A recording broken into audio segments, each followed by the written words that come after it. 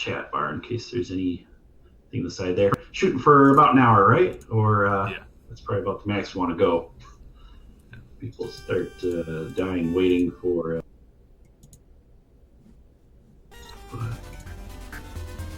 Open up a little chat bar in case there's anything on the side there. Shooting for about an hour, right? Or Yeah. that's probably about the max we want to go.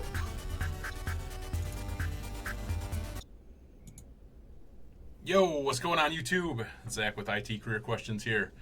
We are doing an interview today with Russ and he's from a company called Tanium, and he's going to be sharing kind of his experience, talking to us about earning six figures in cybersecurity. And I'm really excited to have him on here, so we're going to bring him over here, and he's just going to do a quick introduction, tell us about himself, and then we're going to get into the chat. So. Welcome aboard, Russ. How you doing today? Great. Sir? Excited to be here. I know we've been talking about doing this for a while. Yeah, absolutely. So tell everybody about you. Yeah. So my background is I've been working in IT for quite a while now, a little bit over a decade total. Ever since high school was my first formal job, really working in tech support. Went to school for computer engineering, learned as much as I could, and then worked in telecom for about 8 years. Mostly network engineering. Then I did a big career change. I jumped into cybersecurity, and it's been an awesome ride ever since I started, even though it's only been a couple of years. So right now I work for a company called Tanium that is really just has an incredible speed and scale into monitoring and automating looking at endpoint solutions, being able to see and know anything on any agent anywhere in your enterprise, and how high they scale really impressed me. So I recently just joined up with them, but previously I've worked in telecommunications, I've worked in healthcare, I worked at multiple ISPs. So quite a big background, several networking certifications and security certifications. Awesome. Can you go into detail about those certifications at all? Yeah, I'd love to. Which so as far as networking, going back a little further, so that's mostly when I was a network engineer at Verizon Wireless, and that was after I graduated from UW-Madison's computer engineering program in 2009, which was a really tough time to graduate.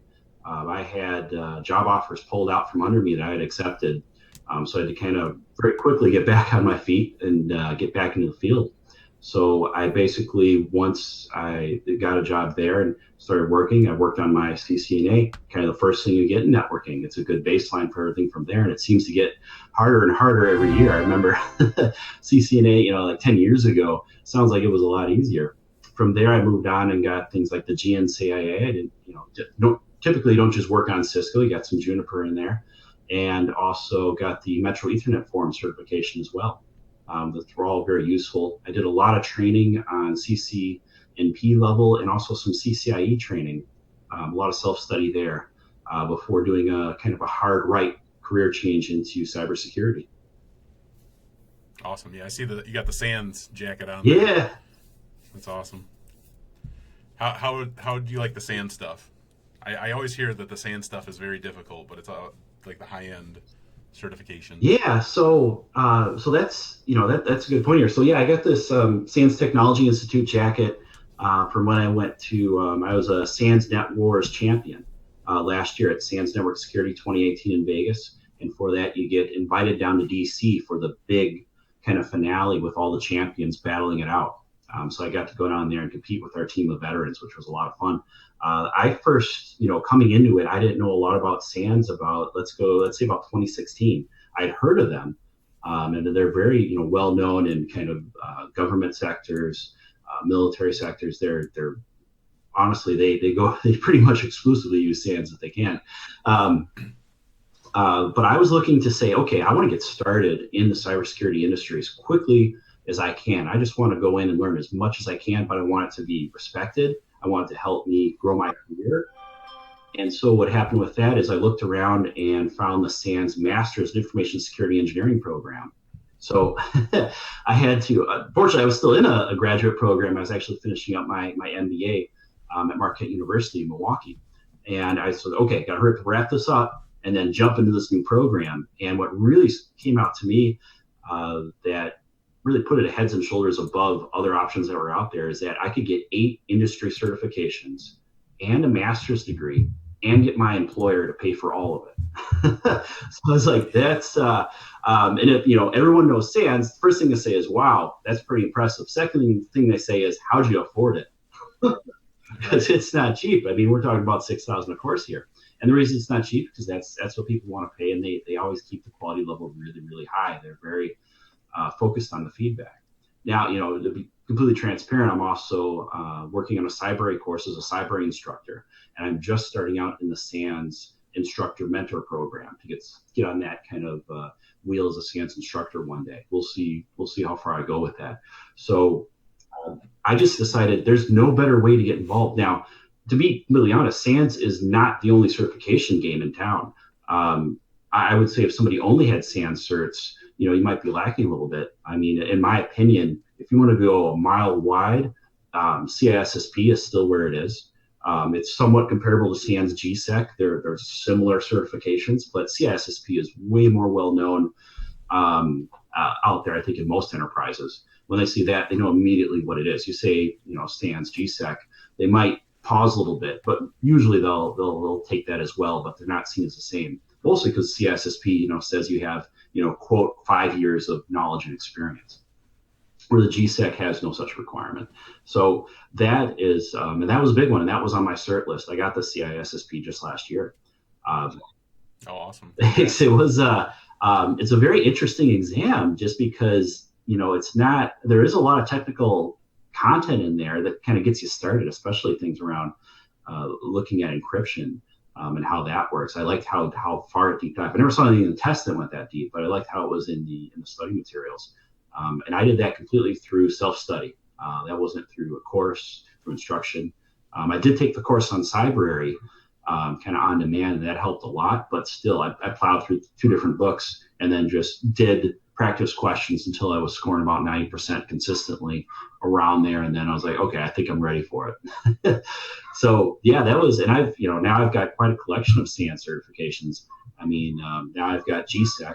I've got GSEC with the gold certification because I did independent research with SANS as part of the master's program. So I enrolled in the SANS master's program officially in the beginning of 2017. And that's when I got my first actual cybersecurity job, working actually with a role that said, hey, you're in security. You're no longer working with security engineers. It's no longer kind of part of your responsibilities in network engineering or in IT. This is your domain. You own it, and it's in your title. So that was really exciting. And that first year I got GSEC certification. I got the GX certified incident handler certification, the GCIH, as well as the GCIA. So I'm looking at, incident analysis. So that was 3 SANS certs in 1 year going into the program. That was a pretty cool year. Yeah. That's intense, man. Yeah. That is intense. That's just crazy. Yeah. That's awesome, though. Good for you. It's a lot. I mean, you really got to perform. And with that, I was also luckily I was able to score very well, and that got me on the GX advisory board as well. So there's a lot of people who toss around questions there. They're usually pretty technical. A lot of sounding board questions. What do you think of this? What do you think of that product? A lot of people talk about how they feel about vendors very openly, which I like a lot. Or what's your experience with this? Or what do you this new standard's coming out? What do you think about it? Yeah. Now, you mentioned Cybrary a couple times. Yeah. Now, how often have you used them? So I actually started watching Cybrary videos to kind of get me up to speed before I worked in cybersecurity, just because they have so much free content available, and a lot of their instructors are also well known. I wouldn't say they're quite as famous or publicized as SANS, but I went there first and took several different courses. I didn't complete any, but I went through them, and just to get my knowledge base of what was out there, like how do you pen test? Like, where do I get started? What tools do I need? What's the methodology around it?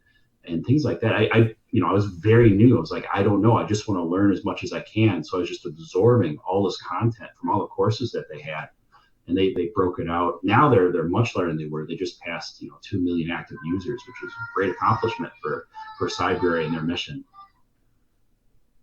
Yeah, I just had them reach out to me a couple weeks ago. So just curious how you felt about them and how you've used them. So I was just kind of went and logged into their stuff today to check it out. So I didn't really get a chance to dive into their security course yet, but I'm really interested to see how their content plays out. Yeah, That's all. That's why I asked. yeah, they're growing really quickly. I wonder how big they're going to get. I mean, they're just both the size of the company and their mission is really exploding. They've got the Insider Pro subscription, which is for people who want more kind of hands-on help, which I really like. So it's yeah, I think they're just going to grow up. I honestly see them one day kind of moving up and kind of maybe being on the same level as Sands. We'll see. They have a very different way of approaching it, but it's much more affordable. Yeah, definitely. So you kind of approached me about talking about making six figures in cybersecurity. Yeah. So what's your take on that? Yeah. So I came in as a career changer, and I was like, hey, I got a family and kids and a mortgage. I can't really take. Yeah, I hear the kids in the background. Yeah. I think that's my son out there. But it's I was like, I got kids and a mortgage, and student loans to pay off. I really couldn't take much of a pay cut, and I had I left Verizon Wireless as a principal network engineer, working on. I was going all over the world, standing up equipment and solving problems and working with junior engineers. And on there, I was kind of on this track to go into middle management, but it didn't excite me that much. I was like, I need to do something that excites me. And whatever I do, sometimes it's very hard when you start out. Like, what's the vision? Where do you want to end up? Where do you want to be? It's like, I just want to be an expert in something in cybersecurity at that point, back in 2016. And I kind of took a leap of faith moving to, I then went into the medical industry, working in cybersecurity, working in mainly focusing on intrusion prevention systems and micro segmentation, which is a somewhat new kind of technology being used to really strengthen down your infrastructure. And basically, it means every single host has a firewall on it. But yeah, I mean, I can say I've never made less than six figures in the cybersecurity industry. And that included when I made that first jump. That was actually a paid bump from what I was making working as a network engineer, I'd say in traditional IT. I think that is very reasonable to both start there and grow up there. Now, if for a lot of people jumping in right now with no experience, no background, I think it's a lot tougher. I would say you're probably not going to start out with that, but I think within a couple of years of experience, a couple certs, it's very realistic to have a six-figure. And when I say that, by the way, I'm not saying there's a lot of people talk compensation different ways. Total compensation, so that's with your bonus, your RSUs, signing bonus, anything else they want to throw in. And then there's base salary. What I'm talking about strictly is base salary. And I'm in a relatively small town. I'm in Madison, Wisconsin. It's the capital of Madison, but Milwaukee to the east of me is a lot bigger.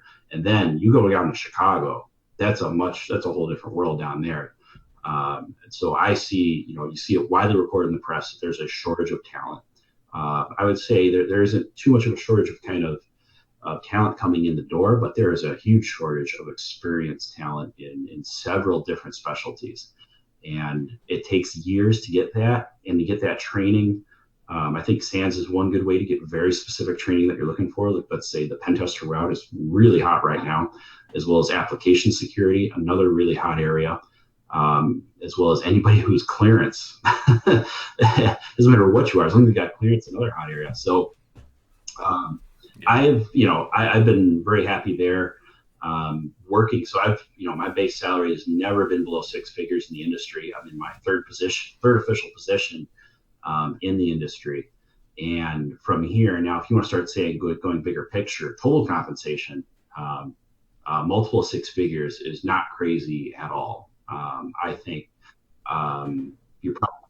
Hey, you got a glare coming in from I think your window on your camera. Oh. Oh yeah, I think I am getting some glare. Okay, let me move around. I don't know if you can adjust the camera or not. There you go. Get it. I'm gonna have to jimmy it, but we're gonna get it. We'll get it over. I got an idea. No, thanks for calling that out.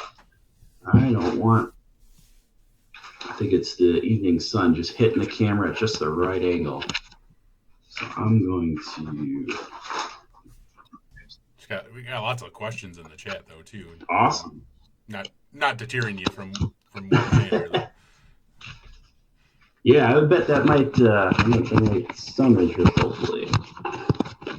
As soon as I can jimmy this to, you know what, I'm just going to move the whole thing. How about this?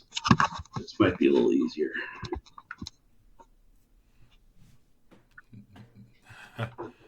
There we go. Whole new angle. Hopefully that's There a you little go. better. Awesome. Perfect. Thank you. Cool. So yeah, I'm happy to answer questions. And like I was saying there, I think multiple six figures um, as a base salary is probably pretty a little crazy, but as a total compensation package, very realistic with several years of experience. Yeah. So, what are your recommendations for people who are just looking to get into like the cybersecurity field? Is there like a specific certification route that somebody can go, or do you think degree is a great route to go? What's your take on that? Yeah, so starting out, I think you're really trying to bring up to employers the expertise that you have and what you bring to the table that they value. So specifically, what you're looking at when you're starting out, you're looking for those baseline certifications. We're talking, like Security Plus, GSEC, CISSP. In my opinion, would probably be your goal because that really validates that you have that base level of knowledge across anything. As far as your first role in the company, very common. It's going to be SOC analyst. That's your foot in the door. Once you get that foot in the door, get a couple of years experience, it's all there from only up. You typically from there, you're going to move up and be like a security engineer and start focusing on some specific part. But just getting that, and I know that first role is tough. It was tough for me to get it too. That's your toughest part. After that, in my opinion, it just gets easier and easier every role you get after that, as long as you really show you have it. And on top of that, I mean, it's a mix of things. I can't say just a cert will get you in the door. Um, just a degree will get you in the door. It'll definitely help. But another thing that I think helps a lot. Now I'm in the upper Midwest area, but this is applicable everywhere. I would really recommend going to your local meetups. So here I have the Madison Security Professionals. We have MilSec, your Milwaukee Security Professionals. We have BurbSec in Milwaukee, or excuse me, in Chicago. They have 5 meetups every single month. I mean, and I've went to meetups in all those locations, and people, for the most part, are very open, very friendly. There's usually a ton of recruiters looking for, who's looking, what do you do? But if you say, hey, I'm looking for my first job, I met several people, especially down in BurbSec, who were like, hey, I'm just looking to get started. I like this industry. I'm either a college student about to graduate, or I'm somebody transitioning from another part of IT, and I either have a certification or I'm planning on getting one. Security Plus being very common starting out, and saying, what do you have available? And you're like, hey, there happens to be a SOC manager here. Why don't you go talk to him? I bet he's got an opening. And you just chat him up. They just ask you, what are you interested in? What do you like to do? If you're coming out of a degree program, what'd you work on? What interests you? A lot of that comes to you internally driven. I highly recommend having a home lab or go through courses on your own, whether it's, I think Cybrary is one of the best options out there that is low cost. There's also a lot of capture the flags. I highly recommend getting active with those. The Sands Holiday Hack Challenge, they have not only the current year, but all the past years up too. You can go through walkthroughs of all the solutions. Very helpful to get you upskilled very quickly. And that's something you can talk about in an interview. I did the Sands Holiday Hack. I went through the whole thing. Or there's tons of CTFs, the Google CTF. There's micro corruption from the hardware side. And that'll start giving you that inkling because, I talked earlier about having a vision of what you want to do. You want to very quickly come up with what you want to specialize in and realize what you like and what you don't like and focus on what you like. Maybe you like pen testing. Maybe you like, application security. You're a former developer or development is your background. I think but getting that first job is a challenge. Networking at local events, getting your first cert, taking, courses or doing CTFs online, I think is just a killer combination. And any employer would love to have you in their SOC. Yep. Now, when you do CTFs and stuff like that, with not having experience, are you putting those CTFs on your resume? Is that something you would say advised to do, like CTF experience? Participated in X, Y, Z. Yeah. I would put on there the CTF you competed in, your place in the CTF, or the level that you got in the CTF. And it's okay if you don't win. I personally have not gotten first place in CTF yet. I'm trying. Well, I mean, there was one last year at SANS Network Security 2018. where I worked on a team. So I don't really count that as my win, but we worked all together on that. But that's okay. I mean, I got fourth place at the finals over in Washington, D.C. On our team. So that is something I do put on my resume and I do have on my LinkedIn. And that's, Core Net Wars through SANS. Or for that, you have to go to a SANS event. But there's so many CTFs out there.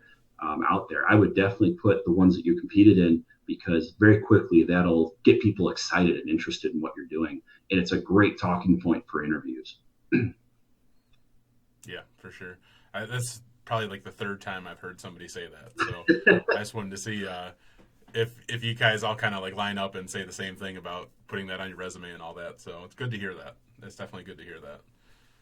I've like shied away from participating in CTF so far, but one of the last people I interviewed, they actually said, even if you don't have that much experience and you want to try it out, you can still do it. And some of the people will help walk you through it.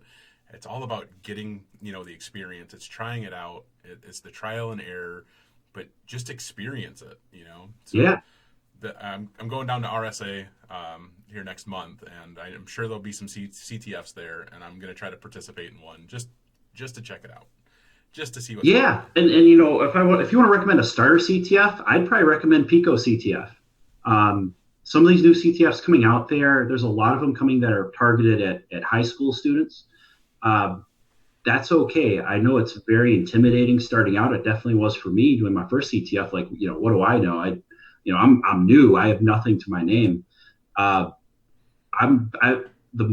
you really like solving puzzles and getting to the answer to something, for people who are like obsessive compulsive, it's like getting stuck, kind of getting stuck in a casino. If you're a gambler, like you just can't stop until you figure it out. Or you're just like, this is as far as I can go. It's 5 a.m. in the morning. I got to get some sleep before I go to work, or at least be somewhat conscious once the sun comes up. It is very intimidating to come out. So I'd recommend then, starting out networking with peers, seeing if you can do somebody do it with you. I found several times competing in CTFs, there are multiple ways to get to the right answer. Like I mentioned, the SANS Holiday Hack Challenge, you'll read multiple write-ups after the event, and you'll find them getting answers in several different ways. Or they'll say, here's one of 3 ways you could have done it. Really exciting stuff. So I'd say just jump in, get a couple. Don't worry about, especially starting out, don't worry about what place you get. Don't worry about how far you get. Just do something and get involved. Like I mentioned, micro corruption. I'm not a hardware security guy, but I still enjoy it and did a couple levels and thought it was a lot of fun. But I'm not going to be a hardware security expert. That's okay. I learned something interesting, and everything I've learned in a CTF kind of randomly becomes useful later, but you'll never see it coming. Right. Isn't that funny how that works? I'm just checking the chat here. There's so much, a lot going on here. All right.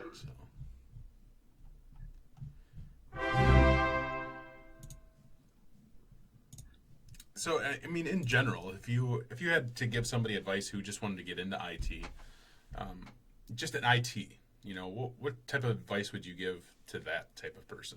Yeah, so I mean, I started in IT long before I got to networking or cybersecurity. I first got in high school, and my first job, I just got in mainly by networking. I got to know the local office manager of an ISP, and me and him would just kind of talk. I got to know him a little bit. I'm still connected to him, actually still on LinkedIn. But I'd say a lot of it is about networking and talking to your, because back in high school, like I didn't have any certs. I was just known as kind of within my friends as the computer guy. I could fix computers. Now that it seems like a long time ago, that's how I just started out. Hey, will you do this? Will you do that? Do you have some experience? Can you fix this virus? Can you fix this error? Can you upgrade this? A lot of that, my first job was mainly through networking, looking back. Don't be afraid to go out there. It's funny how, like, a lot of people in IT, people think, they're really antisocial, but I don't think that's true at all. They're only that among what I would call normies. Among IT people, they're extremely social, especially at conferences. And like you mentioned, you're going to RSA. That's a big show you're going to. There's a lot of professionals there. There's going to be a ton of podcasters there, a ton of people in the industry. putting out after the fact what they thought. What was the trend this year is always the hot thing at RSA. Like, where is security going? What are the vendors telling us? I think networking and talking to people is really useful. Going to meetups is really useful. Starting out in general IT, I think just starting out doing odd jobs and just letting people know you're the expert in this. Keep an eye out. You might try some random stuff on like Craigslist. You might put your resume out there, which is always crazy because as soon as anyone's IT resume goes out there, it's like nonstop recruiter spam for 3-month contracts and in Alaska, it seems. But it's and you're And then you get nonstop phone calls for like the next on top of the regular spam calls that never seem to end. A lot of it with me is just networking and starting out. I did end up getting my A+. I think it's a good baseline cert to get that shows that you know the minimum. Past that, it's talking to people and letting it out there. Your LinkedIn starting out isn't as important, but I think it's good to have one. And talking about the projects you've done.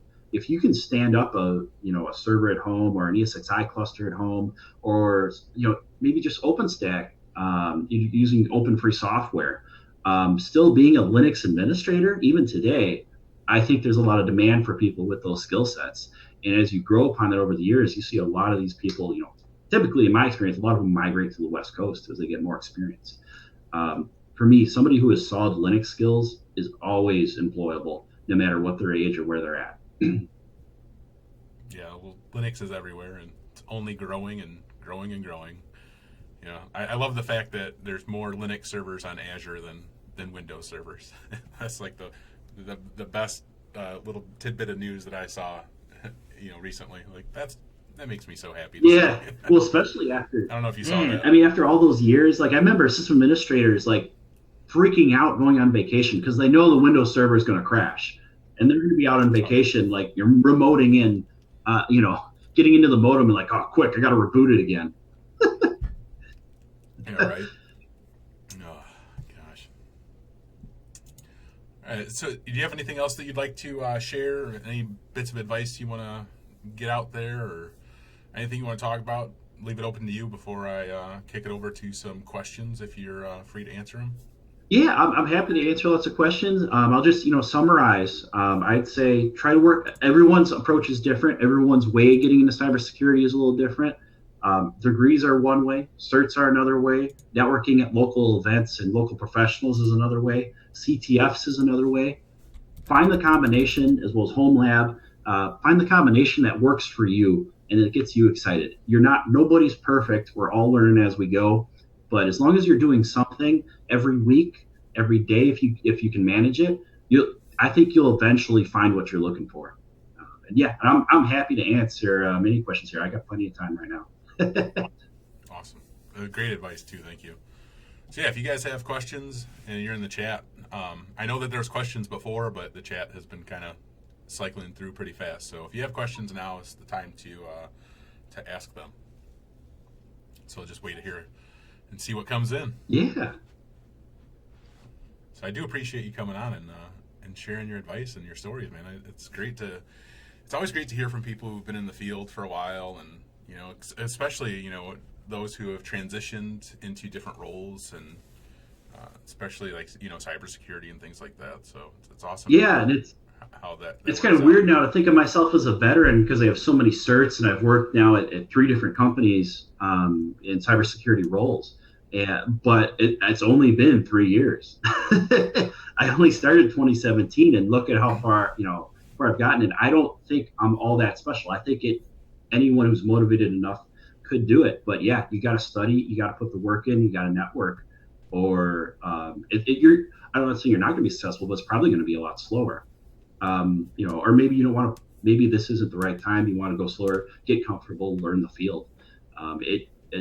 Slowing down a little bit and spending more time soaking knowledge in, perfectly valid approach in my opinion, to get where you need to go. Let's see. Andres says, "Was a Network Plus help in a cybersecurity internship?" Thoughts on that? Yes, I think it definitely would. One of the most common things. So, in my opinion, I'm going to say, so if there's a great website out there called cyberseek.org that goes over the different cybersecurity kind of feeder career paths. And one of the big roles there that they talk about really is like network administrators or networking. Another big role that comes in is programmers. And in my opinion, those are some of the people come in. And then the last one I think that's really common is system administrators. They use slightly different terminology in CyberSec, and that's ran by NIST, and also gives you a lot of salary information as well. I highly recommend it, cybersec.org, if you're doing kind of role research into what you're looking at, what are normal pay ranges. And they even go down and they go into metro areas and tell you, here's the listings there, here's what they're looking for, here's what the pay is for this position. There's a big range to it. When you're new, you're going to be on the bottom. When you're experienced, you're going to be a little more towards the top. And one comment that I've heard repeatedly from cybersecurity engineers is, man, I wish I knew networking. Man, I wish I knew how firewalls work. I mean, I know what a firewall is, but how do you route information? And to me now, coming in and after doing it for almost 8 years, I'm like, well, duh. I mean, OSPF, BGP. I mean, RIP. Do you know what a subnet is? Like you start going over basics here. Now, BGP is a whole huge monster of a protocol to understand and use every day. But if you work at a big company, you're pretty much probably guaranteed to use it along with OSPF. So That's the one thing that I always hear from people too. That work in cybersecurity is networking. Learn networking. If you're going to learn anything, learn networking. And then followed closely by that is like typically like learn Linux. Yep. So those are always in demand. Awesome. Yeah. Were you going to say something else? I'm sorry, I didn't mean to cut you off. No, you're right. And on Linux skills, that's something I really wanted to work on. And that's really what I've gotten through a lot of my training with SANS. They really focus on having decent Linux skills. But don't worry, if you're as mostly a Windows person as well, there's lots of that too. I mean, you talk about pen testers, most of their pen testing is them getting into Windows endpoints. Right. Everything. I mean, all your weak points are typically going to be on a Windows machine.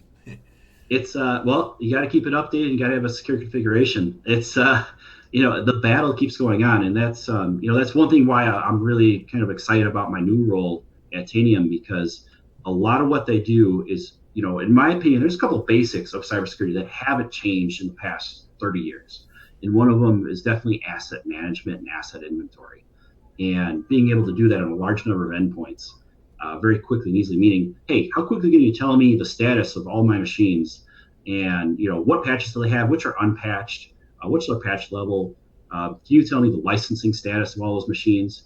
I really like Tanium because it's, in my opinion, I'm always about pushing the industry forward, and within 15 seconds, I can have gigantic companies that know that answer. They say, there's been several huge companies who now, for instance, one very common case that comes up in cybersecurity, there's an outbreak of X that affects Windows machines, some SMB flaw, let's say, like Eternal Blue when it came out, hit everybody. Petya, not Petya. A big question if you're working at one of these companies on a security team, hey, how many machines are vulnerable to this? And the answer to that may take a while. Okay, you mean every Windows machine that is not fully patched or doesn't have this specific patch? I'll get back to you in about a week, or we'll give you initial results today. They're about 60, 70%. I really like that nanotechnology that I work with Tanium. You got that 15 seconds for everything that has an agent on it. Cool.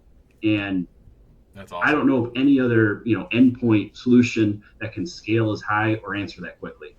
Yeah, that's awesome. That does sound really cool. Tyler asks, what's a good place to get started for an aspiring network engineer? Okay. So we're switching a little bit. So put back on my network engineer hat. Before I really, really knew I wanted to be, that's what really was I was going to do. I was coming out of school going, well, I've been designing chipsets for the most part, and I don't want to do that. Where to start out in networking? So networking is first thing that everyone's going to look for starting out. It was mentioned your Network Plus. I think that's a good thing to get. You can get that as soon as you can. It's a fairly low cost cert, fairly quick cert that lets you know, hey, you know how to subnet. You know the basics of a router and a switch and the differences, although everything today is next gen and has a ton of features built into it. If you want to start out, my career plan was I would target small to mid-sized companies when you're starting out, because typically at those companies, you're kind of a jack of all trades with networking. You're not just a networking guy, but that's one of your biggest priorities. And typically they're going to be looking around in your local company with some, with some postings, or they're going through a recruiter. I would, talk to some local recruitment firms in your area. Just look for recruiters in X city. And you'll get, they're more than happy to talk to you and say, hey, I'm Security Plus. I have, X training or experience. I'm looking for something in this area. They're going to like you. Your biggest strength coming out brand new is honestly going to be that you're pretty affordable. You've got a lot of time on your hands. And if they bring you in for an interview, you want to show that you're ready to learn and you're ready to figure it out. And you're somebody who does that. Probably the biggest thing that would impress me if I were to put on my hiring manager hat is, do you do networking at home? Do you have a home lab? And it doesn't have to be physical equipment. Back in the day, you had to buy all your equipment, for like a CCIE lab, set you back, tens of thousands of dollars. Now you can just do it all in GNS3 and be ready to go. You can do that with. Yeah, awesome? It is really awesome. I was like, the graybeards are definitely a little jealous. As we, the ones that are left, I should say, they seem to be becoming a little rare. But that is what I would do. I'd focus on those kind of companies. And then as you mature, you get your skills up, you know what you like, what you don't like. Maybe you want to then work. Obviously, your first goal for everyone's going to get your CCNA. That's what everybody gets. And that's going to be try to get you that employer to help train you for that and reimburse you for those studying costs, whether it's self-study or formal class. Likely, they're going to have Cisco equipment, which means they get Cisco credits. Use those Cisco credits to pay for the training and get it for free. A lot of employers these days won't give you time off, so you got to kind of juggle it with your normal duties. So find a light week during the holiday season and try to learn as much as you can, and then go in there, practice. Now, one thing, I didn't pass my CCNA on the first try. It took me a couple tries before I passed my CCNA.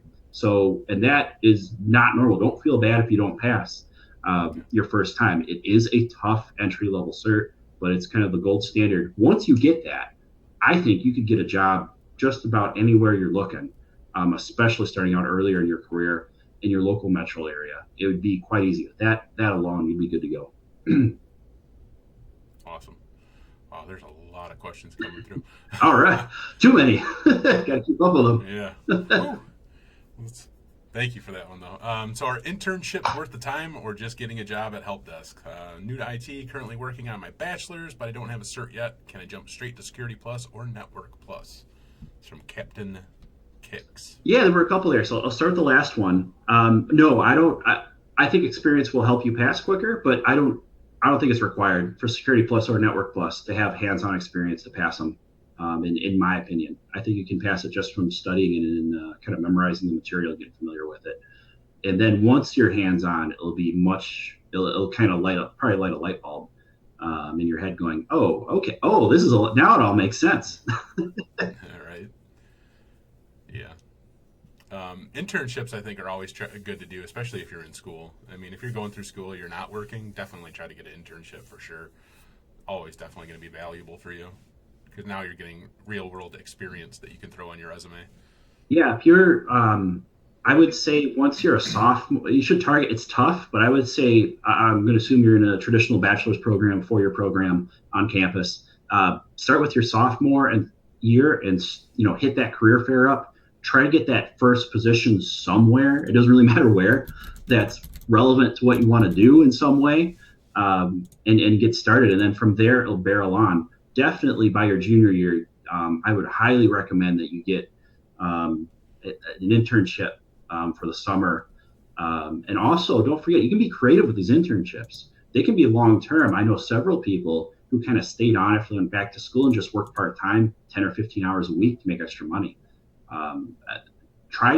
Always try to be creative and think of another way to make it work. Now, not every manager is going to want to do that, but if they really like you, they might keep you on for a couple hours a week, because to them, as long as you get it done, you're easier than a contractor. And honestly, at that point, let's be honest, internships are really, in my opinion, long-term job interviews. It's them interviewing you, see if you're a good fit, and you interviewing them to see if they're in line with what you're looking for. And if they invite you back, typically you're good to go. I did my personal internships. I did multiple internships at GE Healthcare, and ended up, kind of looking at possibly working there. Worked out very well. And now they're a large company with a very organized program.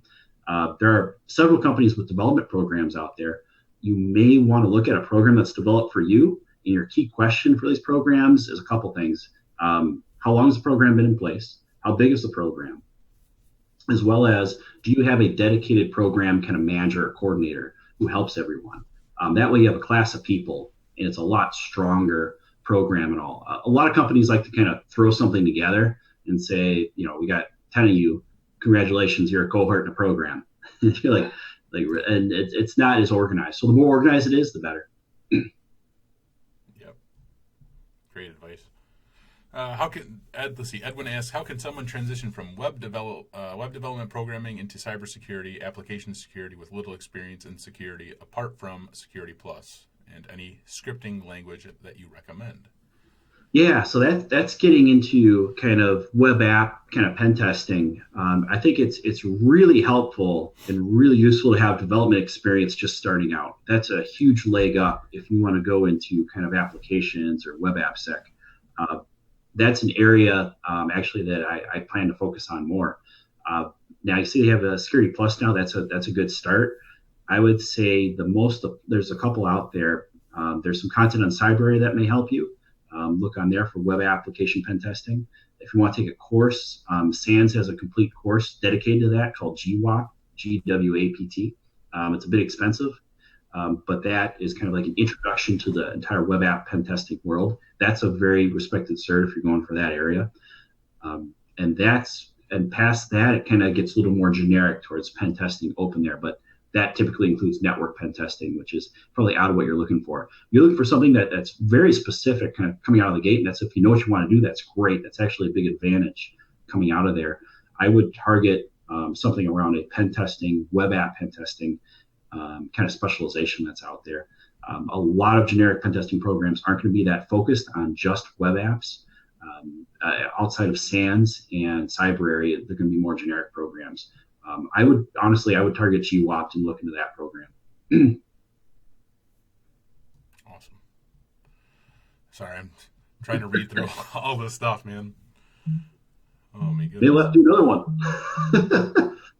What's up? Yeah, I said maybe we'll have to do another one just to catch up with all these questions.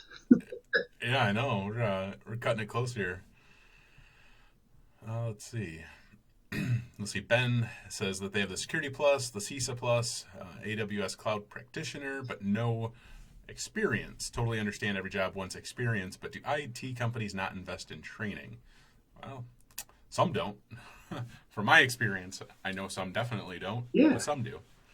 That's really cool. Wow, that's great to hear that you have an AWS certification. That's actually one I'm looking at getting in the future. As like an AWS solutions architect. That's good to see. So, wow, you've got a lot of certs. You've got a lot of knowledge. A lot of employers should be, if you're not employed already, are probably got recruiters hitting up your inbox and blowing up your phone. Now, you don't have experience. That's okay. Coming in, you may be a little overeducated coming in. I would say it'd be a tough sell bringing you in because they're going to want some experience with that amount of training. So you may have to start out with something, more of a SOC role or a security engineer role at the right company, or a security analyst role that maybe isn't in a SOC. Maybe your starting point, you may have to kind of walk before you can run. As far as the investment in training, yeah, that's it varies widely by company. In general, what I've seen, it's kind of a buckshot all over the place.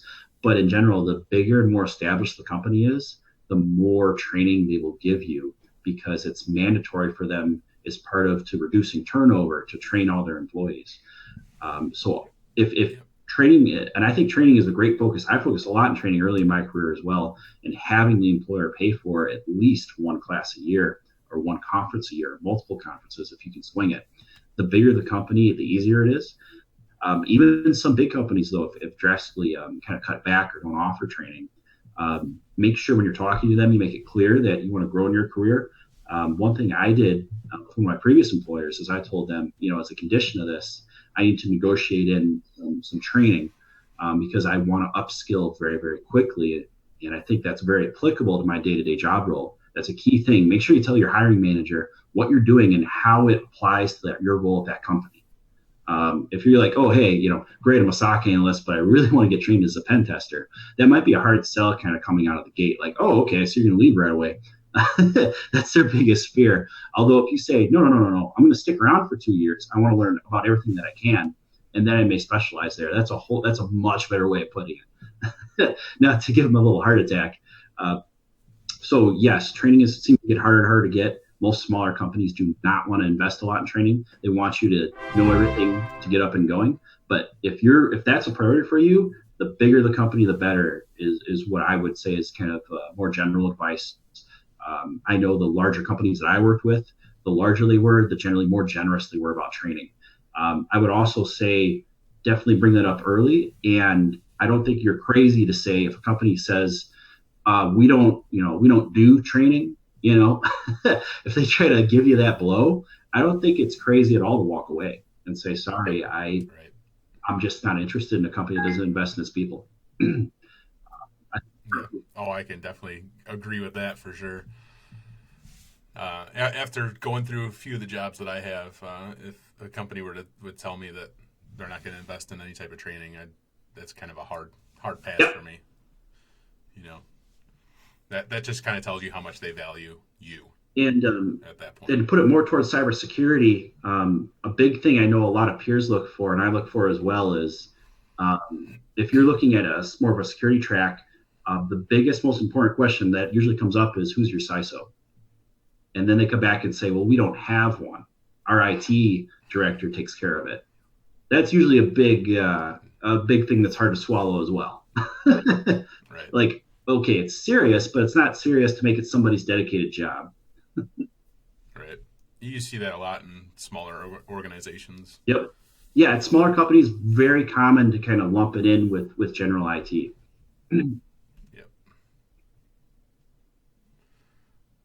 Let's see. I'm trying to get everything I can. It's hard to go through all these. Let's see.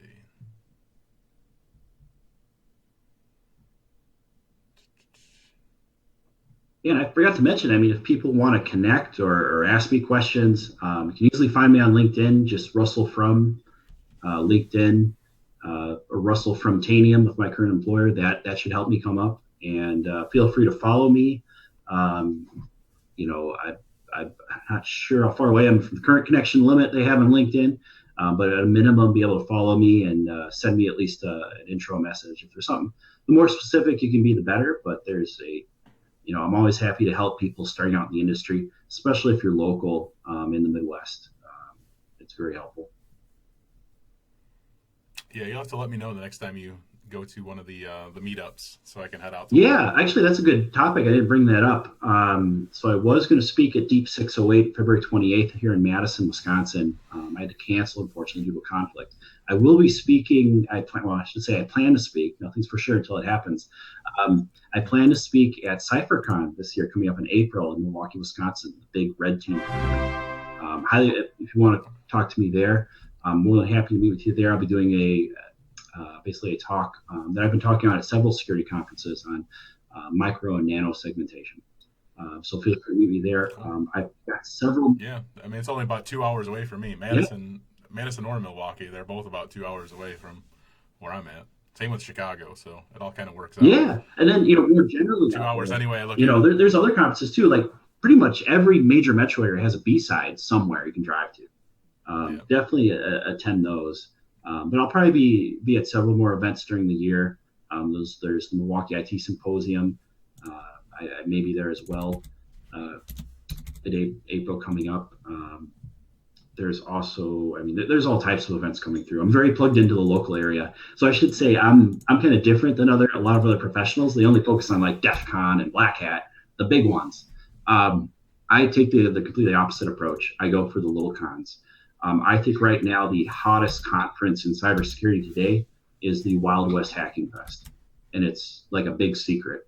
But yeah, I heard about that one last year. Yeah, is that the one in where was that one? So that's out in the middle of nowhere. Yeah.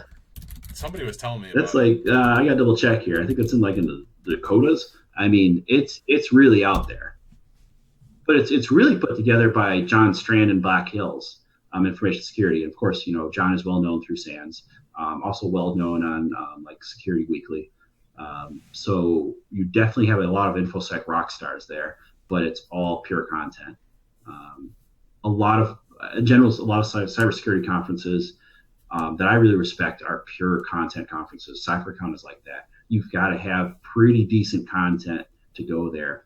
This isn't a sales pitch. This isn't a vendor conference. Uh, Yeah, that's what I understand. RSA is pretty much a vendor conference. I'd say it's even more. It's a vendor party. I mean, it's by the vendors for the vendors, and I probably can't afford to go there. It's pretty cheap, unless my company's going to send me. RSA is typically very expensive. I would not recommend somebody new in the industry to go there. The ROI, I just don't see it. You get so much more out of a local con. Yeah, for somebody who's new, definitely. But if you're experienced and want to see what's coming next, you're coming up to RSA like what I did. So I know a couple of my peers went there. And I was just like, hey, so I put together a hit list of companies to talk to and technologies kind of to beat on because, from their website, I can barely tell what they do. And I'm like, really trying to figure out what they really do, talk to them, and maybe worth bringing them in for a more serious discussion. When you're a little, especially at a bigger company, you're looking at different solutions out there, and you've of very specific kind of problem you're trying to fix that maybe there's a ton of cybersecurity startups out there and you think one may go in your direction. It's definitely worth your time to talk to them. It may turn out to be really valuable.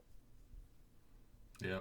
You mentioned the thing about their websites and stuff. I've noticed that so much with different types of cybersecurity vendors for different products and applications and things like that. Like nothing is like clear. Yeah. Like, some of their stuff on there, it's just not very clear. And I'm like, what the hell do you do? Like, can you just like lay it out in like layman's terms here? Because I don't know if they're just like trying to throw out like all these different terms to meet like search engine results or what, but there's like no understanding of what it is that they do. And they get you see it a lot on like Security Weekly. Sometimes a lot of these websites get kind of torn apart live. Like I a lot of the terminology. So there is the classic salesman's dilemma, especially hitting a lot of cybersecurity startups, where they're doing something new, but they can't describe it using an existing terminology very well.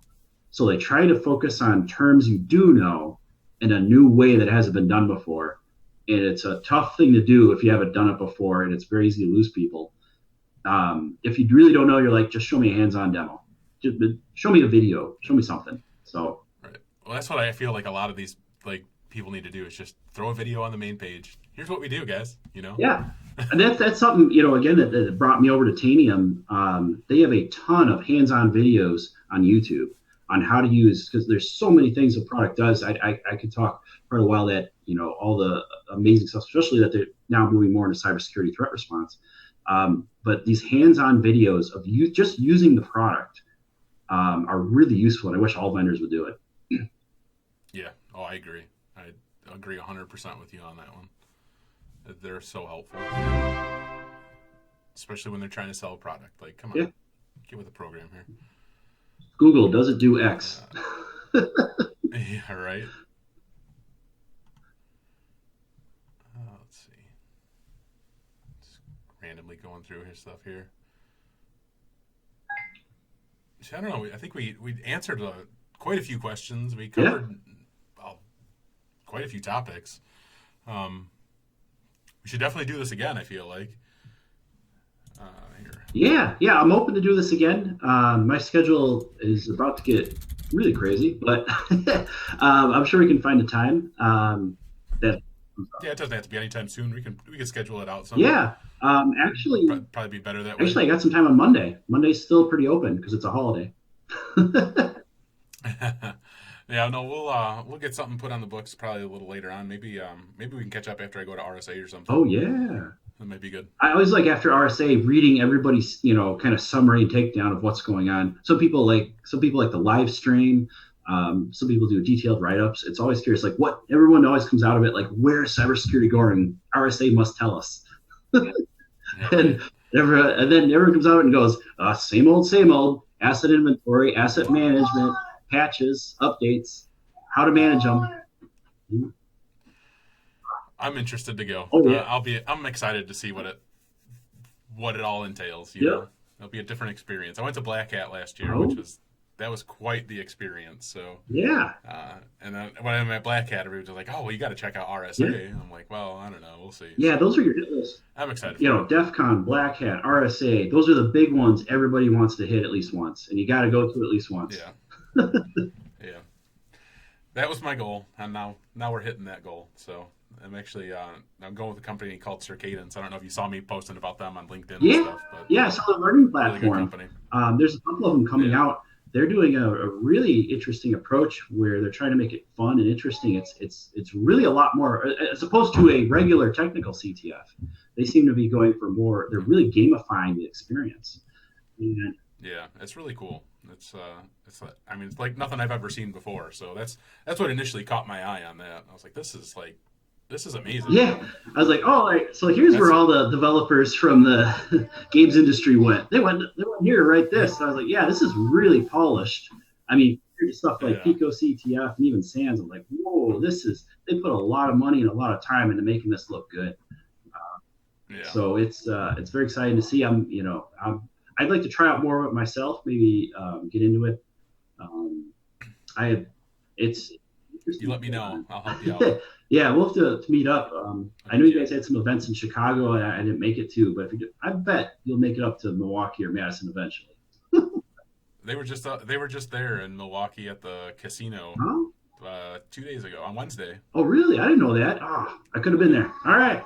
yeah, yeah. But yeah, we'll catch up. I'll hit you up on LinkedIn and everything. So I think that's all we got. I think we covered everything, and I really appreciate you being on. I mean, your advice and your experiences and stories that you went through are great. So thank you very much for sharing, and I hope we do it again soon. Yeah. Likewise, Zach. I'm happy to hear, happy to share knowledge. I'm really just trying to share and help the next generation coming in.